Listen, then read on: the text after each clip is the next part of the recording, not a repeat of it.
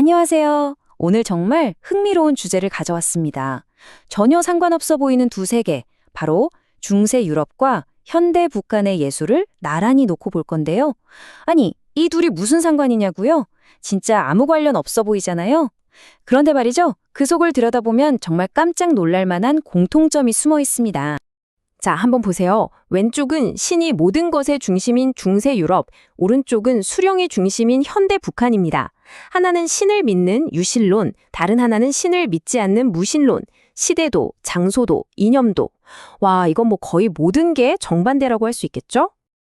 아니, 그런데 이렇게까지 다른 두 체제의 예술이 어떻게 비슷할 수가 있을까요? 이게 바로 오늘 우리가 파헤쳐볼 핵심 미스터리입니다. 자, 한번 제대로 들어가 보시죠. 좋습니다. 그럼 첫 번째 단서부터 한번 시작해 볼게요. 도대체 이 사회들에서 예술은 왜 존재하는 걸까? 그 목적부터 한번 파고 들어보겠습니다. 자, 이 표를 보시면 진짜 재미있는 게 뭐냐면요. 최고 권위가 신이냐, 수령이냐, 그건 중요하지 않아요. 핵심은 예술의 목적이 똑같다는 거예요. 눈에 보이지 않는 그 절대적인 힘을 사람들 눈앞에 짠 하고 보여주는 것. 바로 그겁니다. 그러니까 포인트는 이거예요. 여기서 예술은 그냥 예쁘다 하고 감상하는 게 아니라는 거죠. 이건 일종의 교화 장치인 거예요. 사람들을 가르치고 사회 질서를 딱 잡아주는 그런 도구라는 말입니다. 자, 그럼 다음 퍼즐 조각으로 넘어가 볼까요?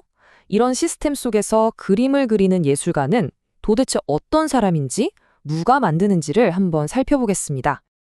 와, 이거 보세요. 정말 기가 막히게 똑같지 않나요? 중세 예술가는 익명의 장인, 북한 예술가는 문화 노동자. 이름만 다르지 본질은 같아요. 개인의 영감을 막 펼치는 천재가 아니라 더 높은 권위를 위해 일하는 일종의 기술자, 노동자인 거죠. 맞습니다. 그래서 자율적인 예술가라는 개념 자체가 이 두 시스템에서는 아예 존재하지 않는다고 봐도 무방합니다. 개인의 창의성? 그건 항상 이념적인 통일성, 그 아래에 놓이는 거죠. 자, 이제 가장 결정적인 증거를 보여드릴 차례입니다. 바로 어떻게 그리는가.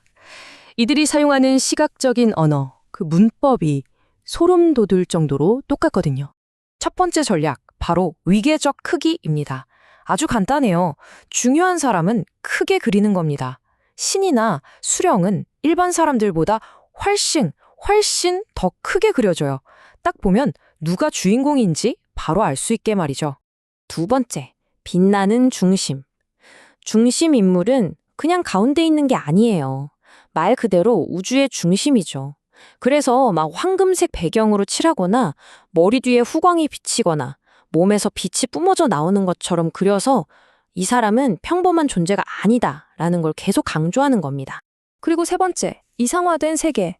그림 속 배경을 한번 보세요. 이게 우리가 사는 실제 풍경이 아니에요. 천국이라든지 성경의 한 장면, 아니면 모두가 행복하게 일하는 이상적인 공장 같은 그 체제의 이념을 뒷받침하는 상징적인 공간으로 가득 차 있습니다. 자, 그럼 정리해볼까요? 결국 주제가 신이냐 수령이냐만 다를 뿐 그림을 그리는 문법은 거의 복사해서 붙여넣기 수준이라는 겁니다. 먼저 위계적인 구도로 서열을 딱 정하고 가장 중요한 인물을 가운데에 놓죠. 그리고 배경은 이상적인 세계로 그려내고요. 주변 사람들은 전부 경외와 헌신에 가득 찬 표정을 짓고 있어요. 어때요? 이걸로 미스터리가 거의 다 풀렸죠? 하지만 그렇다고 해서 이들의 예술이 수백 년 동안 완전히 똑같이 복제만 된 건 아니에요. 이 견고한 구조 안에서도 스타일은 조금씩 진화합니다. 북한 미술만 봐도 그래요. 김일성 시대에는 혁명, 서사를 다루는 아주 영웅적인 사실주의가 유행했죠. 그러다가 김정일 시대로 오면 좀 더 감성적으로 변해요. 막 눈물을 흘리면서 충성을 맹세하는 식으로요. 그리고 지금 김정은 시대에는요. 색감도 훨씬 현대적으로 바뀌고 과학이나 어린이 같은 소재를 다루면서 우리도 정상 국가다라는 이미지를 만들려고 하죠.